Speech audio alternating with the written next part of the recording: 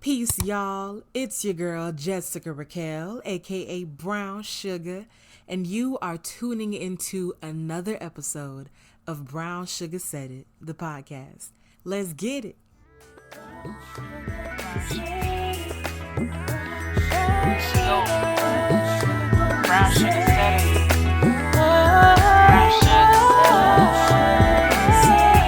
Brown Sugar said it. Brown Sugar said it. Welcome back to the bakery. If you are new, thank you for joining us here in the bakery. We call it the bakery because it's pretty simple. You're going to come in here, find something sweet, salty, or a mix of both, maybe a little sour, a little tangy, whatever it is. And it's going to fit your palate. You're going to taste it, pocket it, get a sample and more. And if you don't find anything today, none of the specials work for you, that is totally fine. Come back and maybe take a few treats that you feel like somebody else could benefit from here in the bakery. New Year interview, baby. So it's so cute. I thought of this from a few things. The first thing is, so I work in a school. I don't know if I've mentioned that before. I think I have on an episode here and there. So I work in a school that goes up to like 8th grade, I believe. And yeah. One of the things I heard another teacher talking about was how they're going to have interviews for the class duties. And I love that idea for so many reasons. And I mean, I'm not gonna lie, one of the best reasons is imagine like a little human, so cute, coming into a space saying, yeah, I'd like to interview for door holder. And it's just like, okay, what's your degree in? I don't know. Like, do you have experience holding the door open? Like, that is so cute. But it kind of planted a seed for this idea. And then time has passed, obviously. Interviewing processes can be either super like cutthroat to the point or like hella extensive. And I mean, when you are like on a time crunch, let's just be honest, those extensive interview processes, let's call you back for a second round. Let's call you back for a third round. Let's have you reapply. Like, just doing too much. But what I'm finding is in those spaces where they're paying that much attention to detail, yes, it is very annoying, very irritating, but it also can be used as a reminder of how we should be towards ourselves and new beginnings and new chapters. Let's dive into that. So, one of the first notes I have is, what do you want from this year? So you're sitting at the interview desk across from yourself, or I don't know if you have to like turn the year into some sort of inanimate object or maybe a living, breathing thing, whatever. Sitting across from it, and you're asked, what do you want from this year? Answer it. What do you want? Do you want more chances to rest? Do you want more freedom? What do you want from this year? The next question is, what are some things that drive you aside from getting paid, payment, monetary gain? Because we already know that is always a question that loves to pop up in these interview spaces. So like, what else besides money? If money was no object, why do you want to work here? And it's like, child, because I'm trying to survive. What do you mean? But let's really think about it. Aside from the coin, chasing the bag, because again, capitalist society. So we obviously need money. In addition to that, or what drives you in this new year? Productivity, mentorship drives me. I don't know, leaving behind a legacy. Like the possibilities are endless, and I'm not gonna put too many constraints on that by giving so many examples and suggestions. So take that and run with it as you will. Next question. What are your learned strengths and perceived weaknesses? Because I bet you if we flip the perception, that weakness can turn into a strength. And it's our strength because we've learned of how it can benefit us, if that makes sense. Like if you just came into the world just fresh out the womb, like, you know what, I'm strong. Okay. Yes, you are. You are strong, you smart, you kind, you is important. But you have to put that thought into action. You have to test it. Like, how do you know you understand a concept if you never had to explain it to somebody? These are strengths that we don't fully know that we have, and we can't really trust it. We can't fully believe until they're tested. And then it's like, oh yeah, let me add that to my skills on my list. Very much, because it's been tested and approved. So what are your learned strengths and what are your perceived weaknesses? Because we are not feeding the idea that yes, we have weaknesses because we're human, we're flesh. I get it. We're going to be weak, and that's so okay. But when we add on perception, it allows us the chance, the choice to shift it, to find something powerful about it, possibly. Is that always the case? Hell no. No, it's not always the case. But how will you know if you never try, right? If you're already selling yourself short. Now, this is the part of the application, or this is the part of the interview where we talk about references. So, what is a good job without having to ask you for your mommy, daddy, social security number of your parents, your last supervisor's first name and last name? What did she eat for breakfast? The last company you were at, did you speak to the CEO? Okay, great. What is his address? Like, is it a job if you're not being asked those things? Is it truly an interview if you're not being interrogated about where your supervisor used to live? No, it's not. If you have your pen and paper, go ahead and keep that thing out, because here we flow and go. What would people who have interacted with you say about you last year? What would people who have interacted with you say about you last year? Now, let's be clear. Don't get stuck here. I'm telling you right now. I even put that in bold on my notes right now. Don't get stuck here. Because this, yes, is a great space for you to reflect on the positives and utilize constructive feedback. But trust and believe that your worth, our worth, is not tethered to someone else's opinion of us. Okay? I'm going to say that one more time. Do not get stuck here. Yes, the question is, what would people who have interacted with you say about you last year? That's the question. But trust that this space is solely to help you reflect on the positive things they would say about you, as well as some of the constructive things they would say about you, because we can utilize that feedback to make you better. Our worth is not at all tethered to someone else's opinion of us. Okay? We can use their experiences with us as a reference to figure out, okay, what positions could we find ourselves in if they were to refer us? Would they see us in a leadership role? Or would they think that we are too flaky? For example, someone who spent a lot of time with me in a nurturing setting may say, you know what?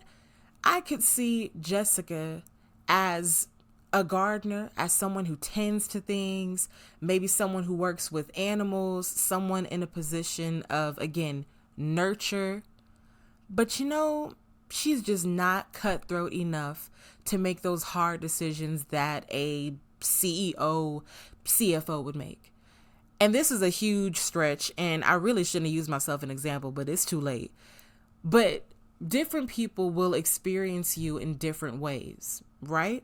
So let's pull from those different experiences and figure out how we want to live in this new year. It's okay to be nurturing, but if you know you are capable of making hard decisions and leading groups in an authoritative way, how can we tap into that more? Think about it. If you're trying to be the hero and, you know what I'm saying, 8 out of 12 people have perceived you as a villain, I'm not saying that it is the end all be all and that your worth as a hero is tethered to their inaccurate perception of you as a villain. But baby, maybe it's time to do some work. Okay? Maybe it's time to do some work because something ain't adding up. If 8 out of 12 people are thinking that, you know what, she would make a great librarian, but she wants to be a wrestler. Like, you know, these are so bad. You know, as I try to find examples of the reference portion of the interview, I keep falling short. So what we're going to do is we're going to leave that up to you. Okay? What position do you want to be in this new year? And that can be in romantic relationships. That can be regarding the dynamics in your family. That can be, you know, positions of power or not, where you fall in the hierarchy at work, in your career, in major decisions of your life. Do you want to be in the position of empowered? What position do you truly want to find yourself in? And then let's compare that to where other people would assume you would be. But again, our worth is what? Not tethered to them. Okay. Finally, let's talk negotiation. And this, honey, this is my favorite part of the interview, because one thing about me, you may hear me go through my resume and break it down year by year, and why in 2016 did you not have a job? Okay, I was in school. Like, you know, just breaking down my whole life story. But when we get to this part, after all of the fake scenarios and what would you do in this situation and how could you better blah, blah, blah. This is the make or break it, honey. When it comes down to that negotiation, how will you compensate me for all of these skills that you hear I am bringing, for all of this intellect, all of this support and this creativity? How will you compensate? How will you sustain me? Okay. Negotiation. So, that first question is pretty simple. What would you consider settling? What would you consider settling? And again, let's not reduce it to just a monetary financial sense, but what would you consider settling in anything? In literally anything, figuratively, anything. Next, given your life resume and where you are aspiring to be, what have you sacrificed? What have you gained?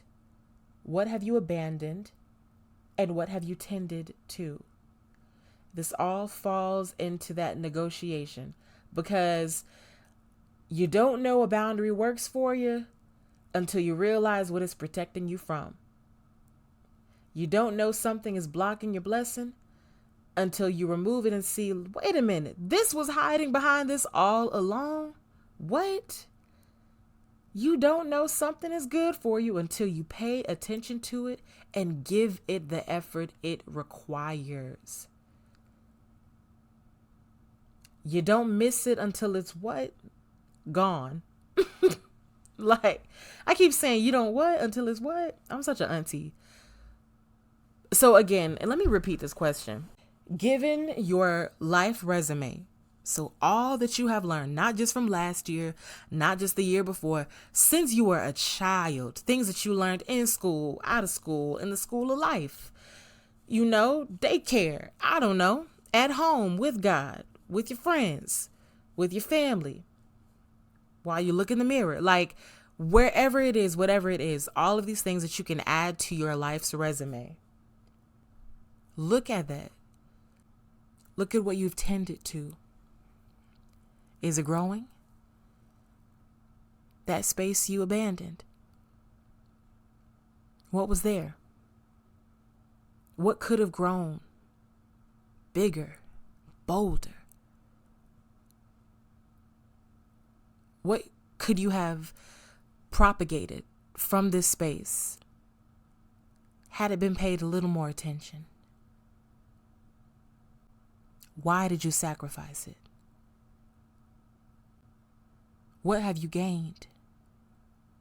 How do you know you've gained something? Do you want to hold on to what you have gained?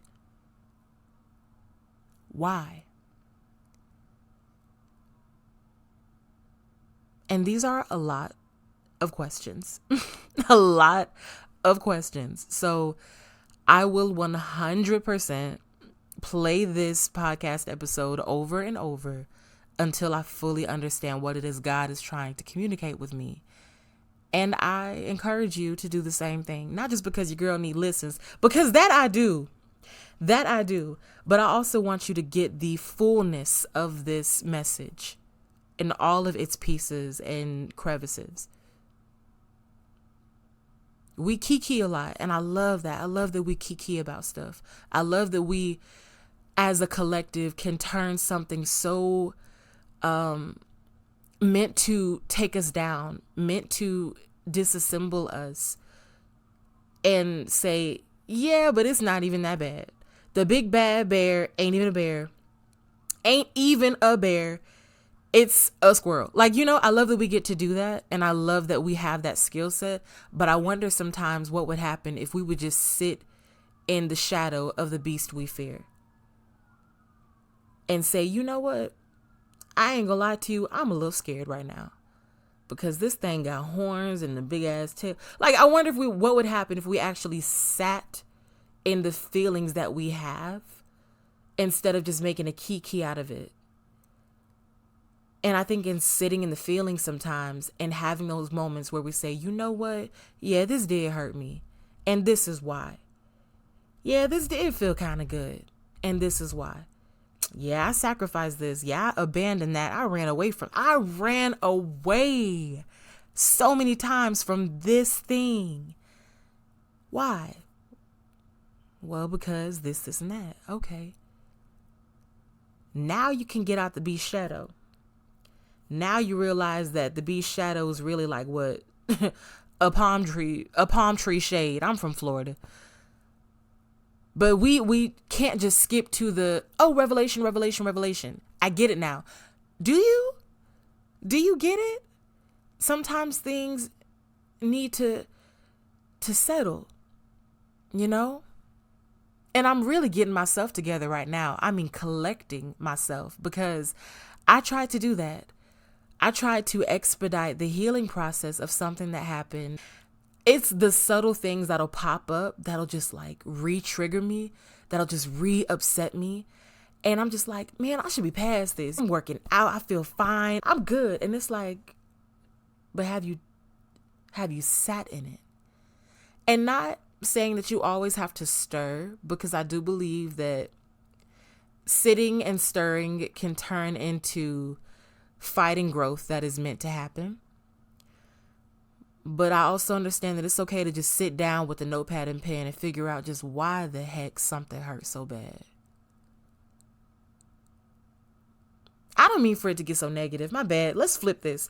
So let's also, in the same breath, if you are in the shadow of your trophy, of your reward, if there's a glare shining off in your eyes and you're just blinded by this new prize that you have won, this reward that belongs to you.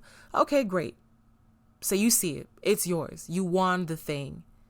Why do you think you won it? What about you was equipped to win it? Do you think you can win it again? Would you want to win it again? It's okay to reflect on the why, because when it's time to negotiate and say, you know what, I'm not taking this. This is a non-negotiable. This is my standard. I'm only accepting this. I don't care for that anymore. I will not tolerate that anymore. I am worthy of this. This is what I have my sights set on. This right here, Oh, that's what's going to drive me. You can't have that conversation in negotiation when you haven't even done the work to realize, okay, what your boundaries are, what your standards are, and why. I've taken L's. I have taken so many L's. I took an L yesterday. Like, it's just, that's a part of life. But if I didn't take the L's, I would not know why I want the W's. And I wouldn't know how I got the W's. Why I got to move on past the L's. What I have to flip and switch up. Negotiation. Even when it came time to type up my objectives for this year and say, you know what? Okay, these are the things I'm going to pray on. Because I'm a firm believer in God is not a genie. He already knows your heart. But even Sister Mother Erykah Badu said that you got to just write stuff down and watch it get real. And sometimes that just being specific about something, I mean down to every micro minor detail, makes that thing so real that it has no choice but to feed your imagination. And as it feeds your imagination, it trickles into your fantasies and your dreams. And as it trickles into your fantasies and dreams, sometimes you're just walking around and you're able to see it in the waking day and not just when you're asleep. And then when you see pieces of it in your day-to-day life as you're awake, and you're of sober mind and spirit and heart, you realize, oh, wait a minute. So this thing isn't just a figment of my imagination, isn't just something I've concocted in my brain. This is something I can actually have my hands on, I can access.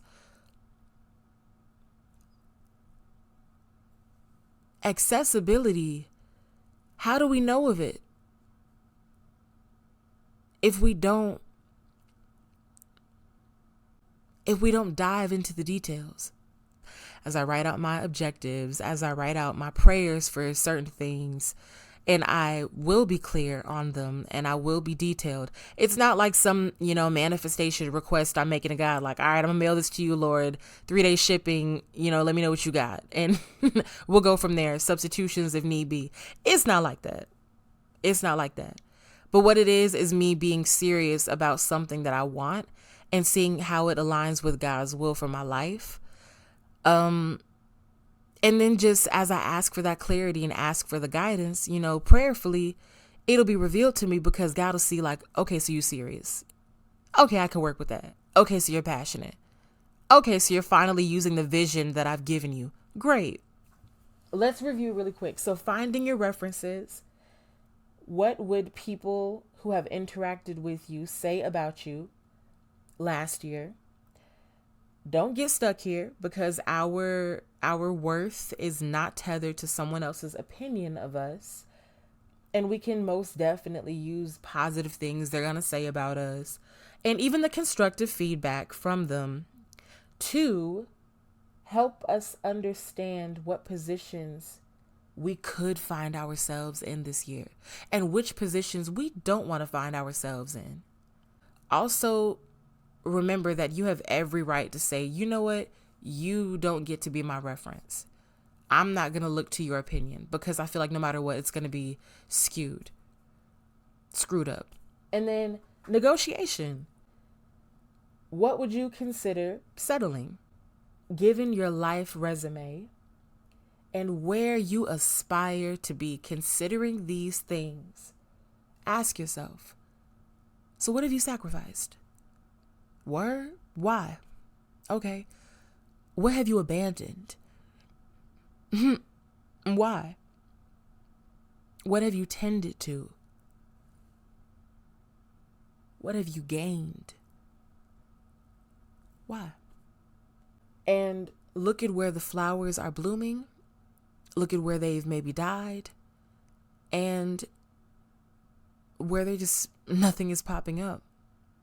This has been episode 3 of season 3, interviewing the new year or the New Year's interview. You can check me out on Instagram, Brown Sugar Poetry. I'm working on uploading more videos, more poetry, more artwork, so stay tuned.